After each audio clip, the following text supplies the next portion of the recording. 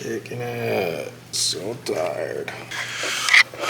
What up? It's music production video time. I'm going to be going over my new song, Walk. That is out now on my new label, Obsess. Out now on all streaming platforms, so go check it out. So without further ado, let's get into it. Fun fact, I tried to record this like 3 different times yesterday and failed epically. But we're not failing today. No, sir. All right, this is the session for Walk. Check it out. Now, if this doesn't look familiar, it's because it's not Ableton. This is Pro Tools. Pro Tools is my dog choice. That's what I gotta say about that. What are you doing, George? Screwing around. This is the session for Walk. Sniff check. Where do we start? I guess the first main sound that we got to start with is that initial drop sound. This one. So there's going to be a theme of simplicity throughout my designs and production. I think it's simple. People tell me my shit's complicated. I don't think it's complicated, but let's look and you can find out for yourself. So this sound, literally, it's just like a square wave and then a sine wave is modulating it. Without the sine wave modulating it, it sounds like square wave. And the filter is doing a lot here. That's what it sounds like without the filter. The filter is like the main part of the sound design, I would say, to be honest. It's doing a lot. A little resonance bump. 27. What a random number. And what's happening is I'm modulating some delay, some of the sustain, and some of the release. So the synth sound just gets bigger. You could see the automation right here. It'll just get bigger and bigger before the turnaround section. Oh.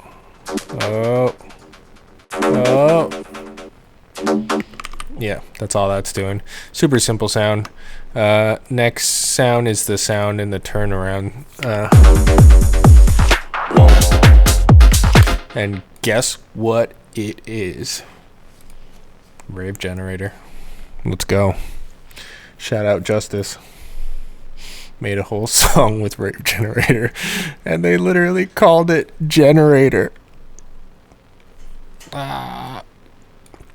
Anyway, yeah, Rave Generator with this preset. You're going to have to find it because I have no idea which patch or, thing it's in. I added some ping pong delay. Hi. Thank you. I added some ping pong delay. I love this H delay, ping pong delay, because I don't know, it just gives it this like wider, cool, bouncy effect. I like that it bounces from like headphone to headphone, or like live listening to that. You can hear it bouncing between speakers. I love that kind of effect. Also makes it feel kind of vintagey. I mean, maybe you wouldn't notice it, but I particularly like it. Ping pong's on everything. I think it's the same thing in this Serum preset too. Yeah, ping pong. Ping pong everything. So this sound in the second drop, I think I just probably typed in like alarm on Splice, and this is what came out of it. I probably just randomly found this sound and was like, yep, that's it. That's techno. Yep. But what are we doing here? We're making it wider. Let's listen to it without. I'm going to leave the compression on for the sake of the level. I think I was using the compressor as like a leveling tool in this song. But let's listen to it without it. It already has like a lot of tone, but I think I just needed it to be wider. Then I needed reverb. Then the EQ's just taking out a little air, a little crispiness, and then taking out the sub and a little bit of that low mid.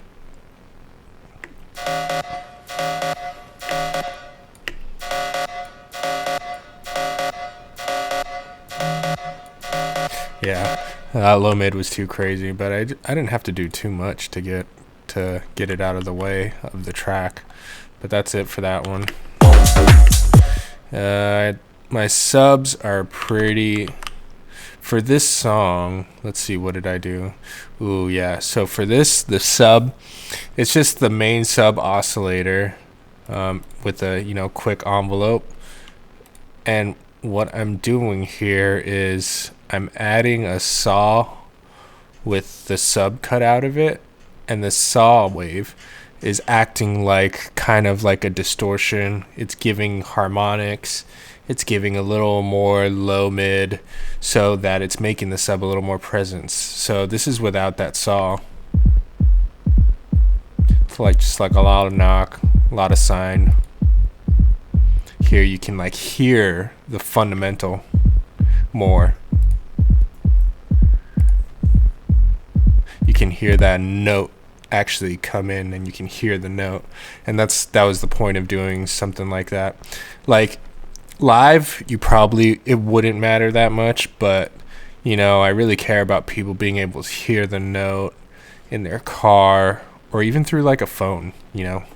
I mean, that matters to me. Probably won't matter to everybody, but yeah, that's how this sub was created. I don't do the same thing for every single track, so it changes every single track.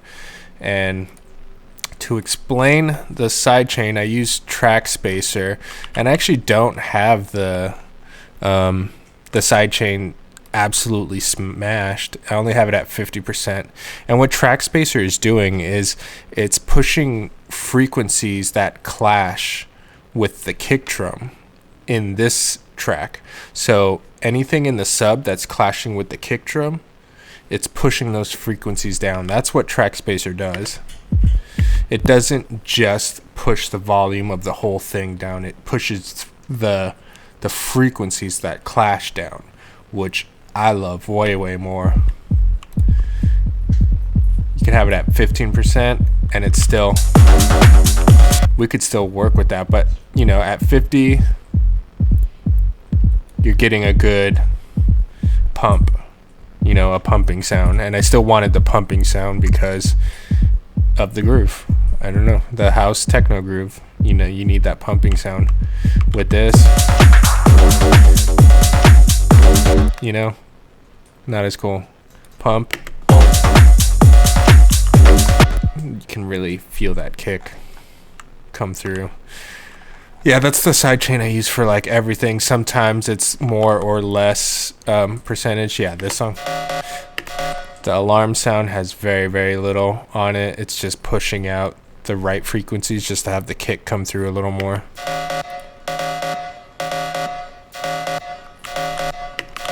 I don't know if you can hear that, but yeah, that's all that's doing. Drums. The drums are primarily made from Mark Knight Volume 6 Two Room Records sample pack. But the main things, I barely messed with any of them, but the main thing on the kick is completely different because of how I EQ'd it. I added like a little sub on the fundamental frequency of the track, which is an F. So the fundamental frequency will be 41, I think. I hope that's right. And I took out a lot of the high end from this kick because in this track I was not feeling the high end, and I guess I took out a little low mid because it was just probably sounding a little muddy. But this is without the EQ.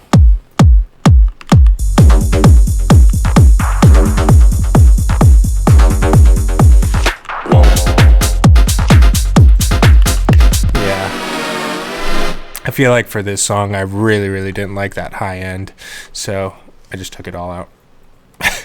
And then relay is controlling the level and making the kick mono. I don't use relay for this anymore. I feel like I was using relay for a long time because I had this weird thing about touching the volume level on the main fader. So you can see a lot of my main fader levels are 0. It's because I'm controlling the volume with something else. You know, on a lot of the drums, it's relay. On the synths, I was using compressors and just like smashing it and controlling the volume with the wet gain.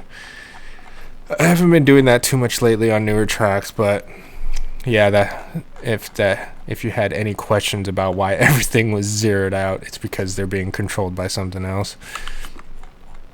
Okay, next thing, let's see, vocals. Man, I was so stoked when I got these vocals. I've been like chasing this like Vogue inspired club tune for a while. And when I got these vocals, I was like, yes, these vocals are that. Like, I can just picture the voguing, the posing. Oh, man. So, yeah, these vocals nailed that. Let's see what's going on with these vocals. These vocals have pretty... I think I had to throw a gate on it because they were noisy. Let's check that out. Let me heal you. Whoa. Pain in my chest when I cannot see you. Yeah, there's like a lot of noise, a lot of like, you can hear he like recorded it in just like a noisy room. Maybe there was like AC or something, or a fan on or something. Let me heal you. Whoa. So the gate is just really just getting rid of that. And I had to throw an OTT on this because listen to this without the OTT. Let me heal you. Whoa. Pain in my chest when I cannot see you.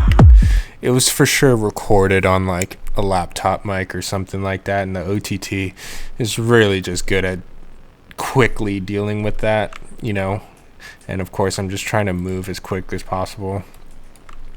And this song like warranted like a lot of compression because it's like a hard-hitting techno song, so I really wanted to just smash everything and make it sound like very processed, if that makes sense. Like even the compressor at the end of this is after the OTT.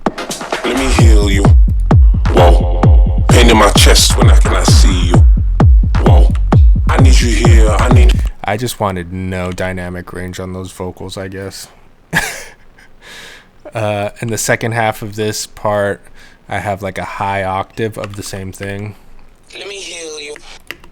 Pain in my chest when I cannot see you. Sounds terrible by itself, but in totality, the whole thing, you know, it just gives it a little more energy because in the second half of this break part, you know, you have like an extra synth coming in, you have more hi-hats coming in, you know, so it needed the vocals needed a little more just to stand on top of that, you know, a little more.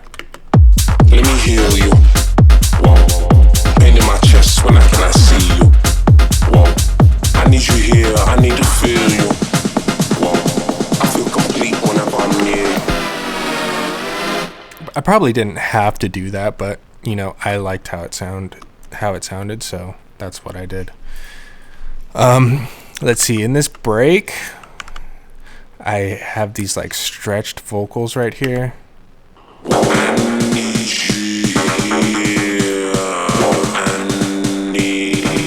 I love doing just like super stretched out vocals like this, making it sound really glitchy on purpose and really just sound like broken, you know. But yeah, this is what it sounds like. I need you here. And all I did in Pro Tools, I just, you know, it's set to polyphonic. And let's see.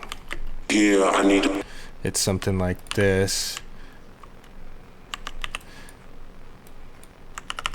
Just like super stretched out like that. That's all that's happening there.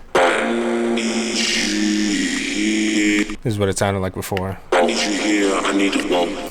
And on the polyphonic setting, it created this really cool sound.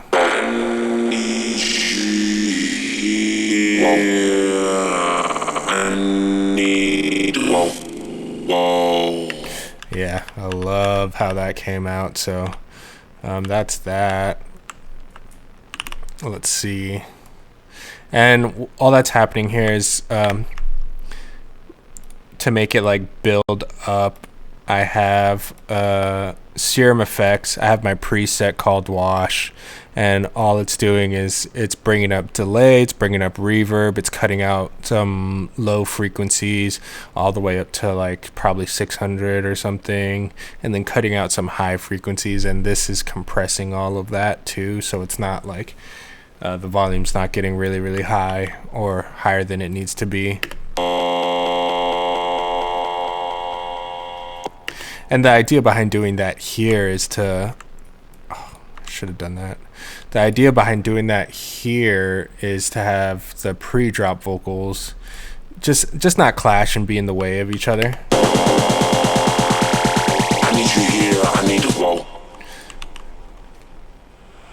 I need to whoa.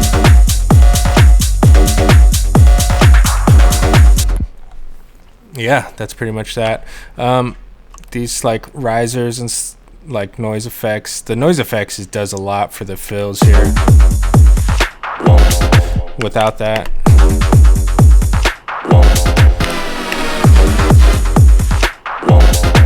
just gives it a little like emphasis on that like pause before that turnaround section, you know. And then the riser is just, I don't know where it's from. So I wrote this song a year ago, so I couldn't tell you where most of these samples are from, but the riser.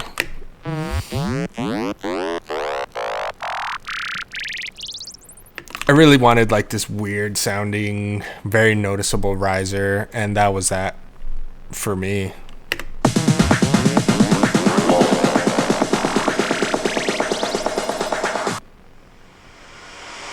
I need you here, I need to whoa. And then I have a reverse sub into the drop because techno, I really wanted to hear that. I have a preset called reverse sub that I just use in Serum, and it creates a little umph right before the drop, makes the drop hit a little bit harder. Here, I need to whoa. Without it, it's kind of just feels really abrupt. I need you here, I need to whoa. To be honest, for this song, it could have been fine without it. Maybe it's just like a habit that I do. But okay, so everything after all that, everything is in groups. Drums, we got the drop, we got the vocals, we got the effects. They're all in a group. Each group kind of has like Serum Effects doing like wash, you know, some washing before in the build-ups or like in transitions, like right here. Let me heal you. And it just makes that like bridge feel like a completely new section. Like the drums feel newer. That's my bird. The drums feel newer. And here's like I feel complete when I'm right before the break. I feel complete whenever I'm near you. I need you here, I need to whoa. Just does a lot. I need you here, I need to whoa. And I look like I was automating the volume here on the drop synths and things like that because it probably got a little loud. When you start adding reverbs and delays and they're all stacking on top of each other, you can run into an issue of, you know, things getting a little louder. So that's probably what happened there. Let's see what else is going on. So those groups are going into my mix buses where I have my master chain. And I guess the first thing to point out here is this volume automation on the master chain before the drops.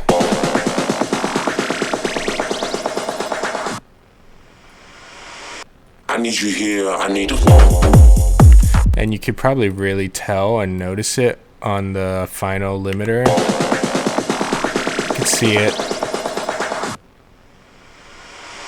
I need you here, I need to whoa. You know, just to make the drop stand out just that much more. But let's check out the master chain for this.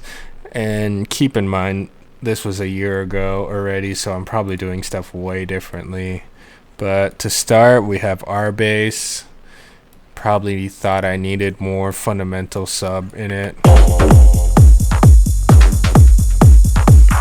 Oh yeah, it's doing a lot there.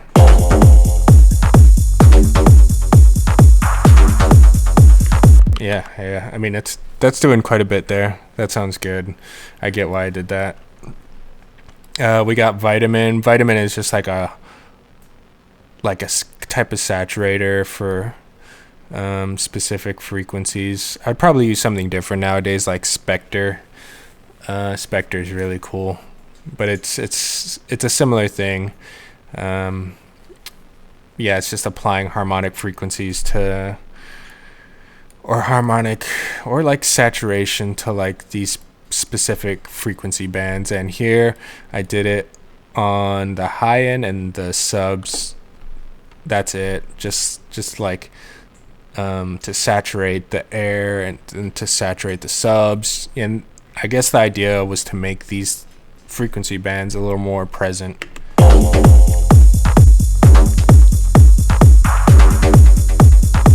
I'm gonna try it on the second drop.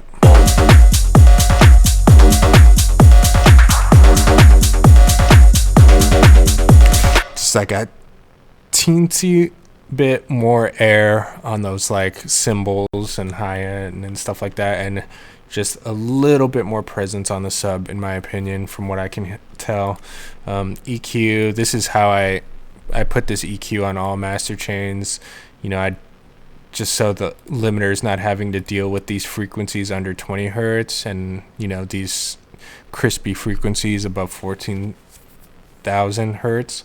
And 14,000 is a pretty huge cut. Most people are probably doing like 16,000 if they're doing this at all, you know. But I mean, and the reason I'm using this like dynamic EQ is because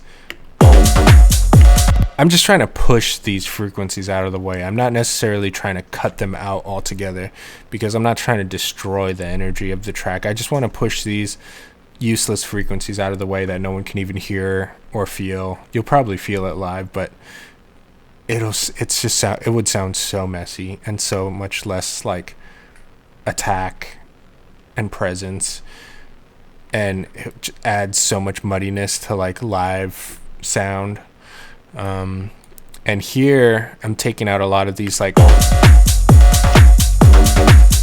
just like really crispy high end shit that I don't like, but I'm using like a 1.3 curve, and it's boosting around 9 and 10,000, so I'm getting a little extra sparkle out of it, but not the crispiness, you know.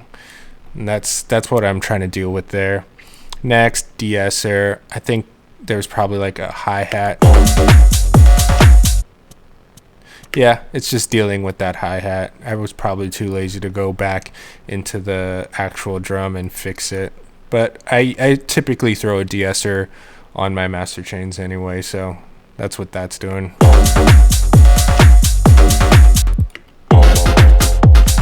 Yeah, it's just dealing with that hi-hat. Okay, this is the limiter. I'm kind of treating it as like a clipper. And I don't know if I went over this already, but I have a limiter that's set to 1-to-1 on each group, so I can deal with the transients before they even get to my master chain right here. So that's all it's doing there. I mean, I have it on every group so that the level and compression can feel the same, but it's probably not actually getting any transients from the other groups. It's just really for the drums. And I just have it on the other groups to match that compression across the board. And let's see. So this is like the final limiter, and I have the output ceiling set to -6 here. I'd probably do it differently nowadays, but yeah, it's set to -6. It's very slow attack. Ooh, I used aggressive. I was feeling spicy. Yeah, set to aggressive. I don't know why. I probably wouldn't use aggressive actually nowadays. I have the channels not linked on this because I want to affect the left and right channels separately, and this is pretty much doing that. And it gives you a little more headroom by doing that, I would say. So I have my output ceiling set to -6, so I have to bring it up on my final master output. I have to just bring it up another 6, and this last one is just dealing with those inner sample peaks. It's just getting tiny little peaks, so that when we bounce it down, and I have the attack set fast here so that it's really dealing with those peaks. But yeah, that's pretty much it for this track. If I missed anything, feel free to leave a comment. If you made it this far in this video, thank you so much for watching. Just want to give a special shout out to all the subscribers. We just recently got the YouTube play button, and I just want to say thank you guys so much for watching, liking, commenting. All that support means the world to me and helps support what I'm doing and helps support my journey through all of this. So thank you guys so much. That was Walk, out now, streaming on all platforms. Go listen to it and have a good week. Peace. I need you here, I need to walk.